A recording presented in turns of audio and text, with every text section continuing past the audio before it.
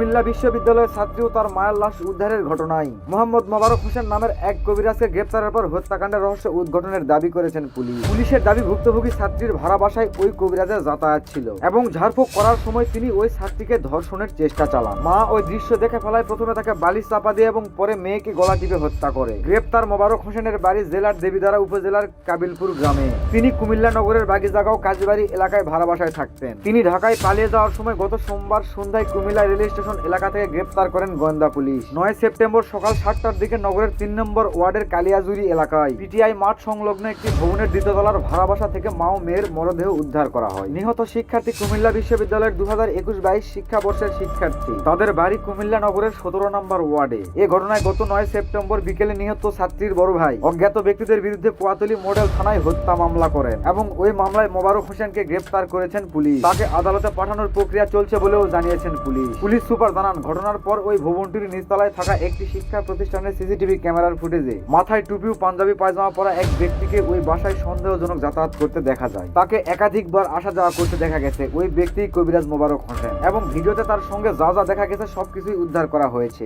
মা ও মেয়েকে হত্যার পর ওই বাসা থেকে 4টি মুঠোফোন, একটি ল্যাপটপ ও ল্যাপটপের চার্জার নিয়ে গেছিলেন মোবারক হোসেন। তার কাছ থেকে সেগুলো উদ্ধার করা হয়েছে। এছাড়া ওই বাসায় কমলা রঙের একটি ব্যাগও নিয়ে প্রবেশ করেছিলেন, সেটিও ওই বাসা থেকে উদ্ধার করা হয়েছে। গ্রেপ্তার মোহাম্মদ মোবারক হোসেনকে জিজ্ঞাসাবাদের বরাত দিয়ে পুলিশ সুপার মোহাম্মদ নাজির আহমেদ খান বলেন, ভুক্তভোগী শিক্ষার্থীর পরিবারের ধারণা ওই শিক্ষার্থীকে জিনে আসর করেছেন, আর সেই কারণে ঝাড়ফুঁক করানোর জন্য মেয়েকে নিয়ে স্থানীয় মাদ্রাসার এক শিক্ষকের কাছে যেতেন মা এবং সেখান থেকেই মোবারক হোসেনের সঙ্গে পরিচয় হয়। তারপর ভুক্তভোগী ওই শিক্ষার্থীর মা তখন মোবারককে তার বাসায় গিয়ে ঝাড়ফুঁক করে আসতে বলে, আর সেই সুবাদেই 1 মাসের বেশি সময় ধরে মোবারক ওই বাসায় গিয়ে ঝাড়ফুঁক দিয়ে আসতেন। মোহাম্মদ নাজির আহমেদ খান বলেন, ঘটনার দিন রোববার সকাল 8:30টায় মোবারক একটি কমলা রঙের শপিং ব্যাগ এবং সাথে একটি কালো রঙের ব্যাগ নিয়ে ভুক্তভোগীর বাসায় ঢোকেন এবং ওই শিক্ষার্থীকে ঝাড়ফুঁক করে বাসায় পানিও ছিটিয়ে দেন। আবার বেলা 11:23 বাসা থেকে বের হয়ে বেলা 11:34 আবার ওই বাসায় ঢোকেন এবং ফিরে এসে দেখেন ভুক্তভোগী ছাত্রী তার কক্ষে শুয়ে আছেন। তখন তাকে ধর্ষণের চেষ্টা চালান মোবারক, আর ওই সময় ভুক্তভোগী শিক্ষার্থীর মা এই দৃশ্য দেখে ফেলে। তখন আসামি মোবারককে বাধা দেওয়ার চেষ্টা করলে মোবারকের সঙ্গে ধস্তাধস্তি হয় এবং এক পর্যায়ে মোবারক বালিশ চাপা দিয়ে তাকে হত্যা করেন।